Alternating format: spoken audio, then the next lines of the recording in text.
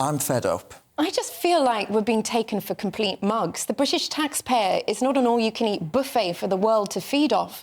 You know, it's hard-working people in this country that are paying huge amounts to help their own fellow countryman and woman, and now we're being taken advantage of. I think it's absolutely right that we help genuine asylum seekers with, you know, the numbers that we can sustain. But this idea that it's no longer people fleeing death and no longer people fleeing persecution, it's just people who want a bit of economic benefit or change of scenery. If you're going back to your home for Christmas and you've recently just arrived, or for a holiday, then you shouldn't be allowed back in. I think it's different for refugees who've been here for a very, very long time and this is their home now, of course.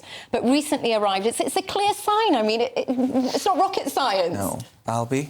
Look, I would describe myself as moderate on immigration. Watching that video absolutely incensed me. I think it is absolutely outrageous that we are, out of the goodness of our hearts, taking in people from some of the most war-torn places in the world, or supposedly, giving them asylum in this country, giving them hotels to live in, dental care, health care, etc., because they can't go back to their home country.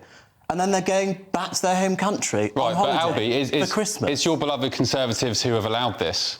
And I think it's absolutely appalling, Ben. You still stroll into Downing Street and rub shoulders with Rishi and sing Prosecco and, you know, if... Prosecco? What a hypocrite. Firstly, it was champagne, not Prosecco. And the reason why I have relationships with Conservative ministers and the Prime Minister, Ben, is to influence policy. And I was at Downing Street earlier on in the week for the LGBT Conservatives Christmas reception, and we influenced the policy there. Yes, that's by the by. Benjamin Butterworth, even you must think that this is taking the Michael. Look, I think you're just peddling nasty xenophobia. The truth is... Merry Christmas. What's Christmas without a family row about immigration? You know, the truth is that if someone is coming here to claim refugee status because they're from a war-torn country, if they're choosing to fly back for a holiday, well, that's saving us all a lot of money because it's them saying... It's them saying clearly... I haven't finished my sentence. You might learn something. It's them saying clearly that they are not deserving of refugee status if they can go back for a short period. So that's very helpful to the British taxpayer because we don't need to process their asylum claim. But the idea that you should try and tar the many thousands of people fleeing places like Afghanistan, Yemen, South Sudan, appalling war zones where the most horrendous situations are unravelling.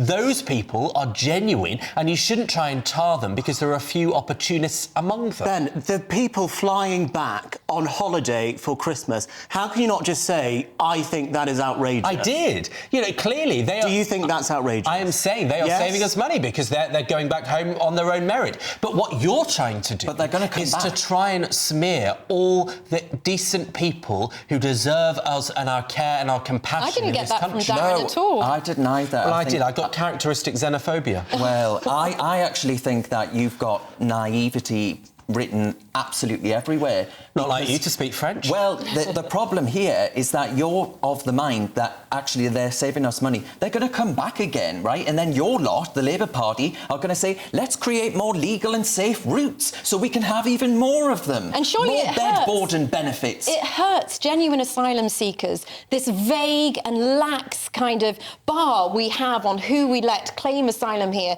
If you really want to help refugees, you would go direct to the camps, cap it at a number we can provide the infrastructure for and have the democratic, mandate for, and not just open the doors for everyone or a huge amount to abuse it. The ones coming into Italy, the three top countries coming into Italy are from safe countries, Benjamin. You do realise, Belinda, that that's Keir Starmer's plan? Well, I wouldn't believe a thing Keir Starmer's plan is to agree a figure with the French and to take in that number. No, he has submitted to the EU, so they tell the UK how many we take in. I think you've just worked out by accident why 50% of the electorate is going to vote Labour. Starmer's agreed a quota scheme with the EU to trade. Exactly, so he's just going to open the door to even more. So we have a set number that we can account for, we can prepare for, and that you don't have this ridiculous situation where you have them in hotels and tents tents and all sorts. We are not handing over and outsourcing our migration You just said we should. policy to the EU. No, I said we should cap it at a certain number, go direct to the camps,